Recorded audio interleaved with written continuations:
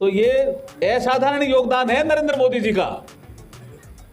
इसके शिलान्यास के समय भी हम आए थे, उद्घाटन के समय भी हम आए थे, और एक चीज कही थी, इसी के उद्घाटन के अवसर पर कही थी नरेंद्र मोदी जी ने, कर बाबा साहब नहीं होते तो मैं इस देश का प्रधानमंत्री नहीं बन सकता।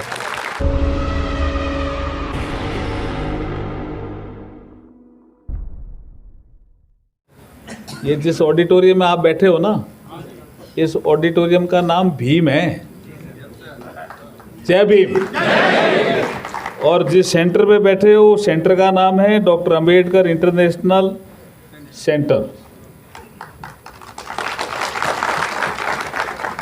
ये 15 जनपद पे है। इससे पहले यहाँ पे एक डॉक्टर अंबेडकर फाउंडेशन का ऑफिस होता था, पता है क्या, जानते हो किसी को? वो गली में से होता था, हर गली में से गुजरना पड़ता था ना? याद नहीं आ रहा है क्या? अंबेडकर फाउंडेशन में तो आप गए होंगे ना? तो भी है पुरानी कोठी जी, केपी चौधरी जी बोल रहे हैं। ये माननीय मंत्री जी का प्रयास है। नहीं,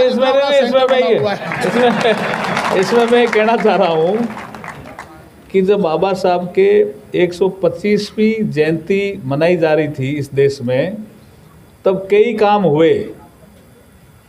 10 रुपये का सिक्का भी आपको याद आ रहा होगा, 125 रुपये का सिक्का भी याद आ रहा होगा। एक आपके एसोसिएशन की बैठक थी तो मैंने बांटे भी थे। लेकिन प्रधानमंत्री नरेंद्र मोदी जी के नेतृत्व में कुछ ऐसी कोठियाँ थी जो कुछ एमपीओं के पास थी, कुछ सीपीडब्ल्यूडी का 2-3 कोठियाँ उनके पास थी, उनको खाली कराना बड़ा काम था। लेकिन इस काम को नरेंद्र मोदी जी ने अपने हाथ में लिया कि बाबा साहब की 125वीं जयंती के अवसर पर, जो 100वीं जयंती में तय हुआ था, ये तय 100वीं जयंती में हुआ था। जब वीपी सिंह जी इस देश के प्रधानमंत्री थे तब ये तय हुआ था कि डॉक्टर अंबेडकर इतने विपरीत परिस्थितियों में इतनी पुस्तकें लिख गए, इतना अध्ययन हमें दे गए, संविधान सहित बहुत सी चीज़ें हमें दे गए, इतना टैलेंट कैसे आया, इसका कोई न कोई एक संस्था बनकर के अध्ययन करे। तो उस समय तय हुआ था। 100वीं जयंती का मतलब हो गया 1991-92 में तय हुआ कि बाबा साहब डॉक्टर BR अम्बेडकर के नाम से एक doctor Ambedkar international study centre बने। लेकिन 91-92 में तय हुई चीज़ पूरी होती है नरेंद्र मोदी जी के कालखंड में। तो ये असाधारण योगदान है नरेंद्र मोदी जी का। इसके शिलान्यास के समय भी हम आए थे, उद्घाटन के समय भी हम आए थे, और एक चीज कही थी, इसी के उद्घाटन के अवसर पर कही थी नरेंद्र मोदी जी ने, कर बाबा साहब नहीं होते तो मैं इस देश का प्रधानमंत्री नहीं बन सकता। बाबा साहब अम्बेडकर, बाबा साहब अम्बेडकर। आज के इस प्रोग्राम में उपस्थित हमारे चेयरमैन रेलवे बोर्ड आदरणीय सतीश कुमार जी, हमारे मध्य रेलवे बोर्ड के अन्य पदाधिकारी जिसमें एडिशनल मेंबर प्रमिला भार्गव जी, हमारे रेणु शर्मा जी, ईडी रिजर्वेशन, हमारे पीसीपीओ नॉर्दर्न रेलवे, और हमारे all India SC/ST railway employees association जिसके राष्ट्रीय अध्यक्ष BL बैरवा जी। हमारी और बैरवा जी की कुछ समानताएं हैं, पता है क्या आपको? कि 2009 में ये शायद all India SC/ST railway employees association के अध्यक्ष बने होंगे आप। कब बने? 2009 में। और 2009 में ही मैं MP बना।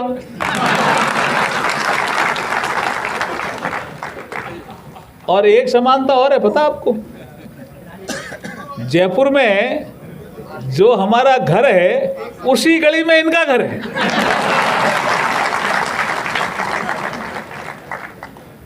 क्या ज्ञान Shekhar ji, you have come ना माई हाउस एट देवी नगर, ये वंस अपॉन टाइम्स आई तो यू हैव कम इन जयपुर।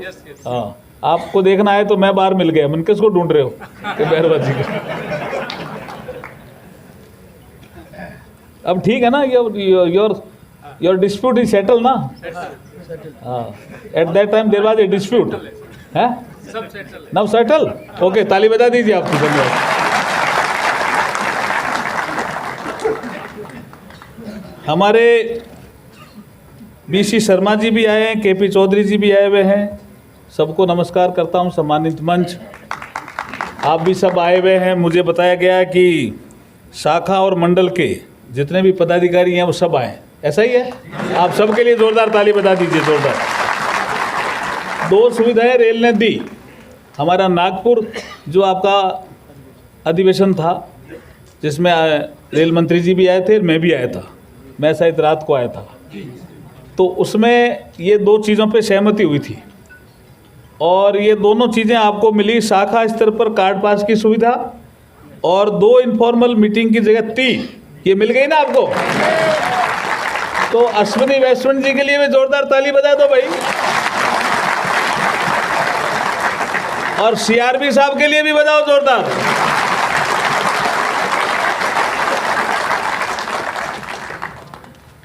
अभी वो प्रधानमंत्री जी के साथ एक ज़रूरी बैठक में है, जैसे ही समय मिला वो आ भी सकते हैं। दोनों ही बातें हैं। मेरे को उन्होंने कहा आप पहुंचिए, आप भाषण अपना जारी रखिए, तो मैं जारी रख रहा हूं, ठीक है। अब आप अश्विनी वैष्णव जी का कुछ विषय में बताता हूं। बैरवा साहब और हम कभी कभी बात करते रहते हैं, अशोक जी और हम सभी। रेल मंत्री तो ठीक है, जब तक सरकार होती रेल मंत्री आते हैं, अपना काम करते हैं, सभी अपना कोई न कोई योगदान देते हैं। लेकिन अश्विनी वैष्णव जी एक अलग तरह का योगदान दे रहे हैं। आपका जो पिछला चुनाव हुआ, बीसी शर्मा जी बैठे हैं क्या? इनके सामने भी कह सकते हैं क्या? कह सकते हैं सर। पिछला जो चुनाव हुआ उसमें भारतीय मजदूर संघ से जुड़ा हुआ एक संगठन है बीआरएमएस, है ना। उसको जब आपने समर्थन दिया, नागपुर में अधिवेशन में दिया था ना रेजुलेशन, तो बहुत से लोगों ने मुझे भी फोन किया कि साहब बीएमएस को क्यों समर्थन दे रहे हो। मैंने कहा हमारा जो all India SC/ST railway employees association है, वो बाबा साहब के विचारों से जुड़ा हुआ है। जो बाबा साहब के विचार थे उनको आगे बढ़ाने का काम करता है ये संगठन। और इस संगठन की ही विशेषता है कि मैंने, बैरवा साहब, आपका अधिकतर फंक्शन मैंने अटेंड किए हैं, चाहे गुवाहाटी हो, चाहे कलकत्ता हो, चाहे हुबली हो, चाहे साउथ का हो, चाहे आपके नॉर्थ का हो, जयपुर का हो, बहुत अटेंड किए। उसमें आप लोग ही कहते हो बाबा साहब का व्यक्तित्व बड़ा था। खाली दलितों के मसीहा या संविधान निर्माण किया, यहाँ तक सीमित नहीं था बाबा साहब का व्यक्तित्व। बाबा साहब का व्यक्तित्व इतना बड़ा था कि आज जो रिजर्व बैंक ऑफ इंडिया बना हुआ है, उसके गठन में भी बाबा साहब का योगदान है। आज फाइनेंस कमीशन बना हुआ है, उसके गठन में भी बाबा साहब का योगदान है। आज जो नदियां जोड़ने वाला कंसेप्ट अब चालू हुआ है, कभी उस जमाने में बाबा साहब ने कह दिया नदियां जुड़नी चाहिए, जिससे एक तरफ बाढ़, एक तरफ सूखा, दोनों से मुक्ति मिले। और वाटरवेज, नदियों से आवागमन होना चाहिए, ये बाबा साहब का ही कंसेप्ट था। आपने कभी जीएसएस देखा है ना? जीएसएस, ये जो पावर स्टेशन होता है ना, पावर स्टेशन, पावर ग्रिड जिसको बोलते हैं, ग्रिड सब स्टेशन, जीएसएस, ये पहला जो जीएसएस बना था इस देश में, वो बाबा साहब के समय बना, जब वो वाइसराय के लेबर मेंबर थे, उस समय बना। पावर मिनिस्टर भी थे बाबा साहब। और काम के घंटे मजदूरों के तय नहीं थे, 8 घंटे काम के घंटे तय करने का काम भी बाबा साहब ने करवाया था। और उन्होंने अंग्रेजों को कहा कि रूल ऑफ लॉ लागू है, आपके देश में यहाँ लागू नहीं करते हो, आपके 8 घंटे से ज़्यादा कोई काम करता है तो ओवर टाइम देते हो, हमारे देश में क्यों नहीं देते हो? तो ओवर टाइम का कंसेप्ट भी बाबा साहब ही लेकर के आए थे। मैटरनिटी लीव, धनबाद एक कोयले की खान है जहाँ पे बाबा साहब कोयले की खान का इंस्पेक्शन करने गए थे, तो खान नीचे होती है, देखा होगा आपने, उसमें एक महिला मिली थी, उसके पेट में बच्चा भी था, तो उन्होंने कहा कितने घंटे काम करते हो? तो बोला घंटे तय ही नहीं है। और बोला आपको डिलीवरी की छुट्टी मिलती है? बोला काहे की छुट्टी, ये तो तुरंत काम कराते हैं हमसे ठेकेदार। तो ये वायसराय के ये जो लेबर मिनिस्टर थे बाबा साहब, मेंबर मिनिस्टर का ही काम थे उनका पास, यहाँ आकर के 8 घंटे बहस की कि आपके घंटे में मिनिमम वेज है, काम के घंटे तय है, कोई प्रेग्नेंट औरत है उसके लिए मैटरनिटी लीव है? बोला है। फिर हमारे देश में क्यों नहीं? और मैं कल ये देख के आया हूँ किस तरह का धनबाद में कोयले की खानों में महिलाओं के साथ शोषण हो रहा है। तो ये विचारों को कोई प्रमोट कर रहा है। मैंने ये कहा है, रेल मंत्री जी से भी कहा है, जो मेरे को कहते हैं कि क्यों आप बीएमएस के साथ सपोर्ट में गए, तो मैंने कहा बाबा साहब की पहली पुस्तक आई थी धनंजय कीर की, जो दूसरी सबसे बढ़िया पुस्तक आई है, बढ़िया पुस्तक कह रहा हूं मैं, वो दत्तोपंत ठेंगड़ी की ही है, जो बीएमएस के संस्थापक थे। उन्होंने ये सारी चीज़ें लिखी है कि बाबा साहब का व्यक्तित्व तो विशाल था। तो मैंने कहा दोनों का विचार एक था। और फिर बाबा साहब 52 का चुनाव जब हार गए थे, हरवा दिया गया था उनका चुनाव, एक षड्यंत्र किया गया था बाबा साहब के लिए, नॉर्थ बॉम्बे का चुनाव, तो दत्तोपंत ठेंगड़ी ही थे जिन्होंने कहा, उस समय वो आरएसएस के प्रचारक थे, बीएमएस बनी नहीं थी, उन्होंने ही कहा कि बाबा साहब को चुनाव भंडारा से मैं जिताऊंगा। और आपको जानकारी होनी चाहिए कि दत्तोपंत ठेंगड़ी, बाबा साहब ने जो चुनाव लड़ा बाई इलेक्शन का लोकसभा का भंडारा से, उसके वो चुनाव प्रबंधन के इंचार्ज थे दत्तोपंत ठेंगड़ी। इसलिए मैंने कहा बीएमएस का साथ, जो हमारा बाबा साहब के विचारों को आगे बढ़ाने वाले एक ऐसे विचारक थे दत्तोपंत ठेंगड़ी साहब, उनके द्वारा गठित एक संगठन है मजदूरों में काम करने के लिए बीएमएस, उनका ही एक एक्सटेंडेड विंग है रेलवे का बीआरएमएस। इसलिए हम समर्थन देने के लिए आए हैं। इसलिए आपके जानकारी में भी रहना चाहिए कि हमने समर्थन क्यों दिया। समझ में आ रहा है ना आपके?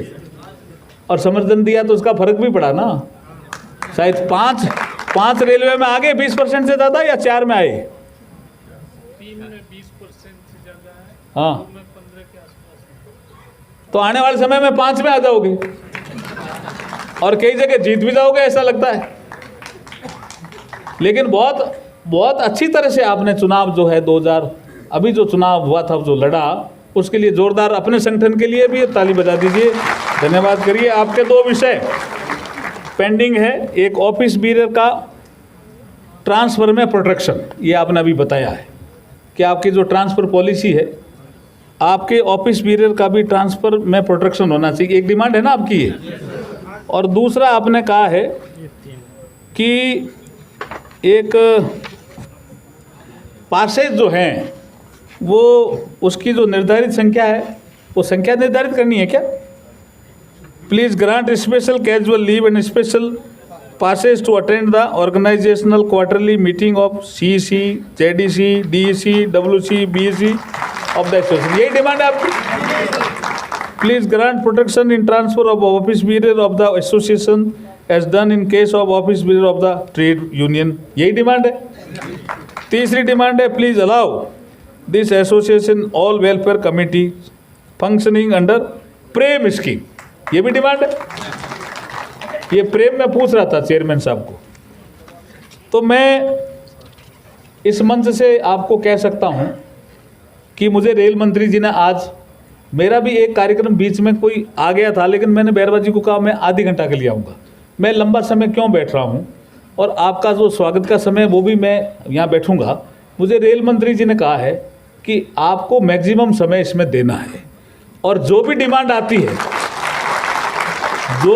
आती है एसोसिएशन के द्वारा उसको नोट करके लाना है। मैं पहले फ्री हो गया, आज ही उन्होंने कहा है मैं पहले फ्री हो गया तो मैं भी आकर के बताऊंगा, नहीं तो बोला आप आना मेरे पास, हम और चेयरमैन साहब और रेल मंत्री जी का, हम तीनों मिलकर के आज ही चर्चा करके उनकी डिमांड की।